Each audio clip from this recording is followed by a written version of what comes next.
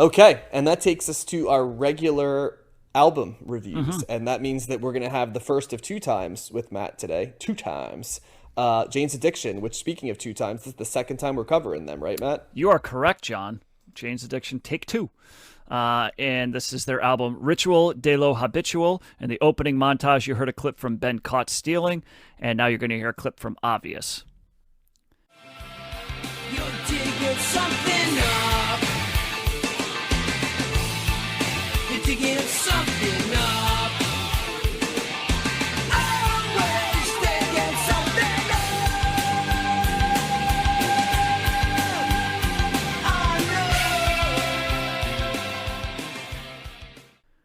All right, so this is Jane's Addiction's Ritual de lo Habitual, released on August 21st, 1990. As John said, this is the second time we are covering them. It's also their second record.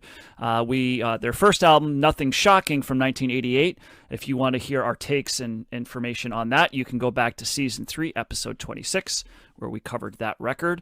And everything shocking in that take. Yes. There's a number of shocking things. Yeah. So just a quick bio on these guys as a refresher. They were formed in 1985 in Los Angeles, and the band includes Perry Farrell on vocals, Dave Navarro on guitar, Eric Avery on bass, and Stephen Perkins on drums. This band is described as being alternative metal, hard rock, and funk metal. And they were influenced by such artists as Led Zeppelin, The Cure, The Velvet Underground, Bauhaus, second call out for Bauhaus tonight, David Bowie, The Stooges, Rush, Susie and the Banshees, The Doors, Bad Brains, and the Dead Kennedys. Similar artists to them include Faith No More, Soundgarden, The Cult, Smashing Pumpkins, Mother Love Bone, Pearl Jam, Fishbone, and the Red Hot Chili Peppers. And they were other artists that have credited them as being influences include the Eagles of Death Metal, Coheed and Cambria, My Morning Jacket, Slipknot, Rage Against the Machine, Black Rebel Motorcycle Club, the Dandy Warhols, and Korn. So there's your takes on that. They have a total of 4 albums. It's actually kind of funny if you look. Oh, I didn't run the numbers. I'll do that in a second. But if you look at on Best Ever Albums, if any album has like a questionable album cover, they don't show that on Best Ever Albums because it's on quote-unquote safe mode. So the 9 records on Best Ever Albums, and 5 of them are on safe mode. You can't see the covers because Perry Farrell, he designed these album covers, and he always had naked people on them in some way, shape, or form, this album being no exception. So Ritual de lo Habitual comes in at number 97 in the 1990s on Best Ever Albums, number 7 in 1990, number 548 of all time. This is their highest rated album on Best Ever Albums. It did not make Rolling Stone's list, and Jane's Addiction is ranked number 327 of overall artist rankings on Best Ever Albums. So I was having some trouble finding the charts. We're trying to find like what's their highest charting single. I mean, their biggest single I think was Been Caught Stealing. It's the one that that they're most known for. But that did not make Billboard's chart. The only one that actually registered on Billboard's chart, which was 2003's Just Because, which hit number 72 on the Billboard Hot 100. So I guess that's the answer. I don't know that song. I guess. But that's the song that comes later on. This is their best-selling album, selling nearly 2.2 million copies. And just a couple of fun facts. The album's actually divided in 2 halves. The first half goes through the first 5 songs, and basically it's just 5 songs that don't really have anything to do with one another. But the final 4 tracks, 6 through 9, are in a memoriam of Perry Farrell's deceased girlfriend, Ziola Blue, who died of a heroin overdose in 1987 at the age of 19. So there is a running theme with those songs. The song Then She Did also chronicles Perry Farrell's mother's suicide, which I don't remember reading about that before in the bio that I did before. But I guess his mother committed suicide when he was only 4 years old. And Dave Navarro said that it's one of the reasons that he and Farrell became friends, or what brought them together, because Dave Navarro's mother was murdered when he was a teenager, apparently. So this song kind of, Navarro said that he had memories of them being on stage, and before they played this song, Perry would grab him and say, let's do this one for our moms. And so that was something that kind of brought them together. Navarro also said that he had no recollection of recording this album because he was so hopped up on heroin, so he could not really remember what happened. So That won't be doesn't the have much last to time say. we hear that in '90s album. No, they had a 13-month tour behind this record, and Perry Farrell says, "Well, that was half the reason we wound up unable to stand one another. The other half is that I am an intolerable narcissist who can't get along with anyone." So, Well, at least he's self-aware, I guess. Yeah. so I mean, during I that know the feeling working with you assholes, but still, yeah. exactly. So Farrell and Perkins also continued to use drugs on this tour, while Navarro and Avery did not. So that kind of they were it's kind of in separate camps in that. Wait, so Dave Navarro went from not remembering the album because he's using so many drugs to not using drugs on the tour? Correct. He made That's he quit doing drugs. According to this, he quit doing drugs on the tour because he was trying to get off heroin. So, but he didn't appreciate two of the guys just like totally going balls deep in heroin and other drugs that they were doing. So, so they did headline the first Lollapalooza festival in 1991, which was originally supposed to be. I didn't realize this, that the tour was designed to be the Jane's Addiction farewell tour. Yep. And it just, yeah, I didn't know that, but it also included a lot of other cult artists, including Susie and the Banshees, Nine Inch Nails, the Butthole Surfers, Living Colour, the Rollins Band, Violent Femmes, and Body Count. And then That's it just quite kind the of show. Yeah, That right. would be awesome. They did fight during the show. They got into an onstage altercation, Perry Farrell and Dave Navarro, which caused them to storm off stage. Jeez. But they did come back and play an encore. The band eventually broke up. Navarro went on to join the Chili Peppers for one hot minute, and Well played. like that. And Jane's Addiction basically has kind of gone off. And I didn't know this either. Duff McKagan briefly joined the band as their bassist. He's from Guns N' Roses. Duff joined for a few months in 2010, and basically they're kind of still together. They've put out some other records, and so they've kind of ebbed and flowed with their with just being together. So that's the bio on Ritual de lo Habitual. Josh, what are your thoughts on this record?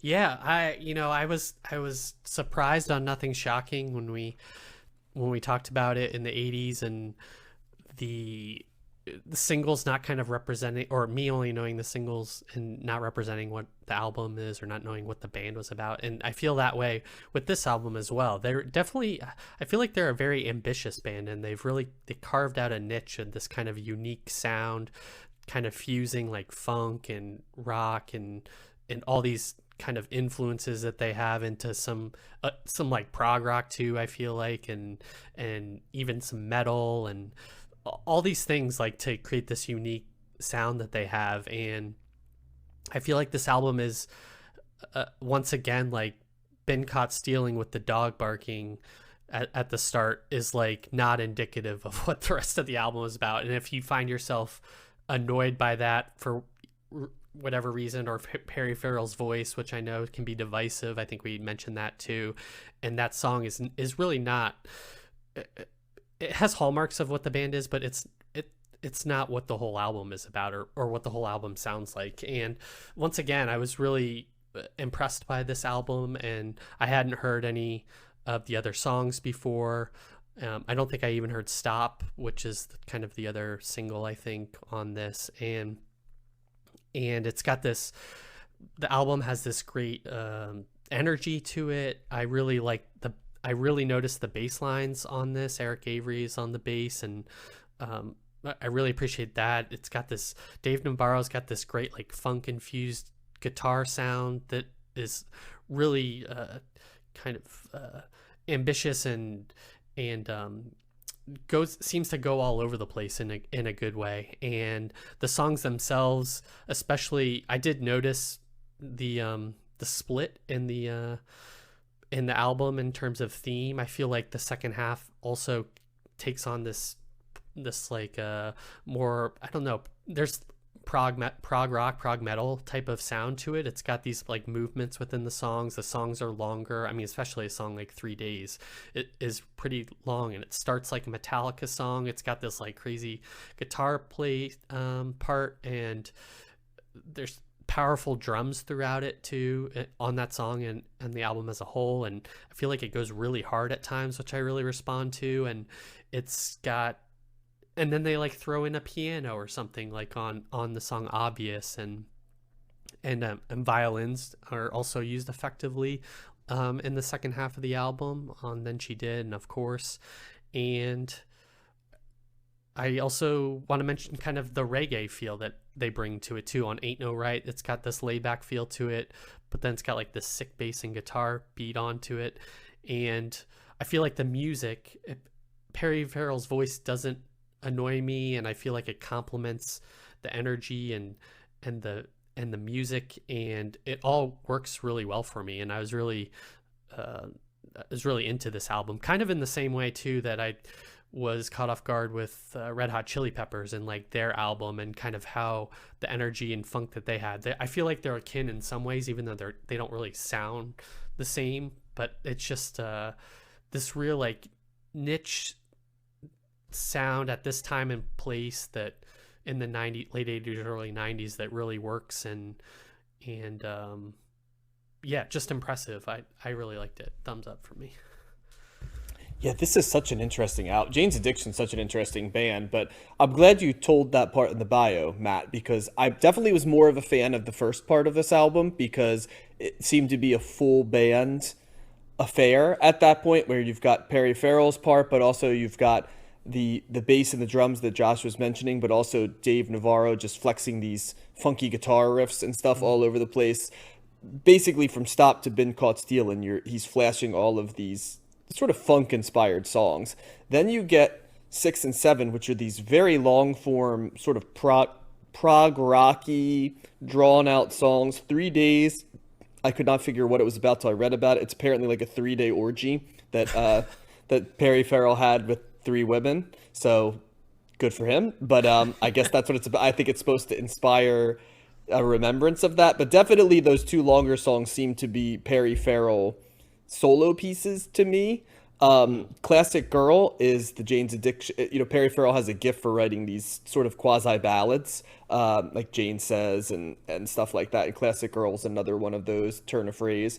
Lyrically, sometimes Perry Farrell's very direct and sometimes he's very opaque, which keeps me interested in what he's singing about. And I love the grab bag that is their sound. I think because what brings me to the dance is I love the funk rock, which puts them in the same class in that end of things that someone like a Red Hot Chili Peppers or Fishbone or Faith No More. You've got elements there of sort of like the funky sounds, but then Jane's Addiction is definitely like an indie art rock band as well. So they go into a little bit more of the experimental and the psychedelic as well, in a way that some of those other bands only do from track to track. And as a result, they've kind of carved out their own niche. I'm with you, Josh. Perry Farrell has a voice that's atypical, but it fits the music perfectly. The best thing I could compare it to is sort of like what Billy Corgan and Smashing Pumpkins does for me, and that I don't process him as having a bad voice because I just simply process him as the lead singer of the Smashing Pumpkins, and like Perry Farrell is the lead singer of Jane's Addiction. I know I've talked before about how David Byrne is an impediment for me sometimes, but even he, by album 3 of the Talking Heads, right, I think had figured out how to be the lead singer of the Talking Heads and not overwhelm the music, right? He kind of found his piece in it. And I do feel like Perry Farrell fits in that. And as the ringleader for their sound, I think it very much makes sense. Been Caught Stealin' is one of those iconic videos of the early 90s. I cannot hear that song without thinking of the woman in the suit, right, putting the food underneath, and Perry Farrell in the stocking mask, like just his head like bobbing and stuff, and just all the different stuff, the barking at the beginning, the Congo line, the donut eating police officer. So that one stands out. Stop is a great first track because it sets the energy tone right off the bat. And it's just the energy from the beginning, even when they slow it down, is just crackling from tracks 1 through 5, a continuation of kind of what they did on Nothing Shocking. And then even if I don't love everything on the back end of this album, I appreciate the ambition, and it's just such a shame that they decided to pack it up after this. Although on the same end of things, I think it's a little bit of what makes them a band that stands out all these years later, because we got this small little snippet of who they were, and then they sort of faded away to Perry Farrell's artistic aspirations and fair stuff. Dave Navarro sort of becoming like a rock star / pop star, sex symbol, and the other members of the band just appearing here and there in different pieces. So, but this one's a strong thumbs up for me. I've got other stuff to say, but I want to hear Matt's take on this one. Yeah, Perry Farrell, actually, I forgot to mention, went on to form Porno for Pyros. Right. Remember that song? That so they were Pets. that was a thing, right? Yeah, which sounds nothing like this, but yeah, this is just going to be one of those bands from this podcast that I'm just going to have to go out and say, like, I was wrong. Like, this was a band that I totally judged by the cover. John, you're absolutely right that Ben Caught Stealing is still a lot about the video for me, just because it's so. The images in that are just like, it's hard to get out of your head when you see it. Like it's like not just a woman, it's like a trans, like the guy's all dressed up in terrible makeup and looks really rough. And he's like, so I'm watching this as a kid and I'm just going like, the hell is going on here? I'm like, I don't want to watch this, you know? And so like, I wasn't able to really listen or appreciate the song. And yeah, it's a great song, man. That bass line is just, yeah, it's very that first half of this record, very Chili Peppers. It makes sense that, you know, Navarro would be invited to be, you know, play with them. Actually, Flea played with Jane's Addiction as well during one of their reunions, because the bassist actually was kind of doing other stuff and wasn't playing. So there are certainly some similarities there. But man, just I loved both of the records that we've covered, and just really surprised. And just once I kind of got over that, you know, my bias, whatever that was, you know, just kind of against them, being like, whatever. Like, I just really see how great they are. You know, they are single. They're kind of their own thing. There's just so many, you know, you're hearing Zeppelin and metal, and you're hearing the funk, and you're hearing the alternative and the psychedelic, and it's kind of all melded together, and along with Perry Farrell's voice, who I agree it's more of a distinct voice, what you guys are saying. To me, it doesn't.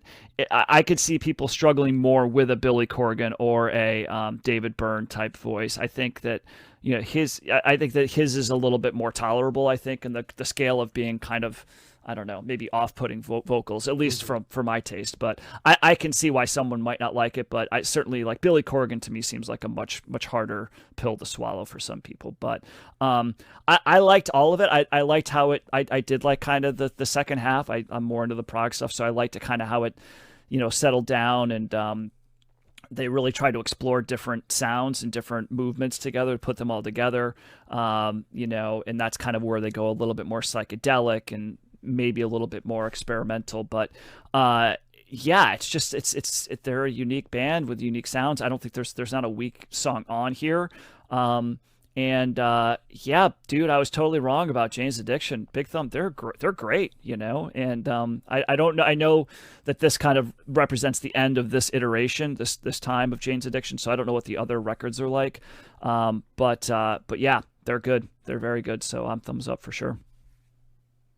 Yeah, it's interesting too, because you don't hear too many name drops of Jane's Addiction as being influential. Yeah. But so they kind of exist in their own space, I think, because they made these great albums, and most people I know who love music like really like Jane's Addiction, but they don't have a direct lineage of bands that sounded like them. I think because, you know, you could say, are they psychedelic? Are they metal? Are they kind of punk? Are they art rock? You know, and the answer is kind of yes to all those things. Yep. And it's hard to, I think what it comes down to is it's hard to blend all of these things together, because there has to be an artist temperament, right, to fuse these things. And that's what this band has. And not many bands have that art, you know, that art ringleader in Perry Farrell, and just people with the aesthetics that the rest of the band has too. You can see they have a fashion aesthetic, they have a sonic, everything about them sort of screams like art, right? But I don't think it's like they're trying real hard.